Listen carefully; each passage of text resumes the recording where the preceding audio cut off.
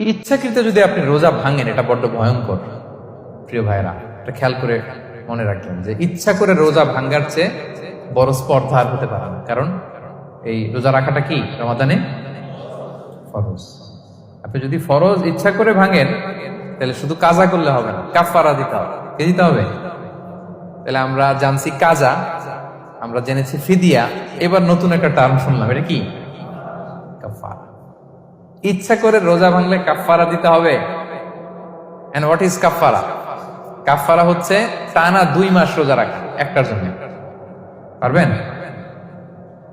রমজানেরটা রাখতে তো খবর হয়ে যায়, কি বলেন? ইচ্ছা করে যদি কেউ রোজা ভাঙে, তার কাজা কাফারা দুইটাই লাগবে। কাজা মানে কি? একটা রোজার জন্য একটা রাখা, আর কাফারা 2 মাস 60টা রোজা রাখা। 60 খবর আছে। কিন্তু আপনি ইচ্ছা করে যদি রোজা ভাঙেন, এটার জন্য কাজা করলেন, একটা 60টা রাখলেন, মোট 61টা রাখার পরেও রমাদানের যে রোজা, এটার ফজিলত কি আপনি পাবেন? এটা আপনি পাবেন না। এটা বড্ড ভয়ঙ্কর। আমরা যেন ইচ্ছা করে কেউ রোজা না ভাঙি।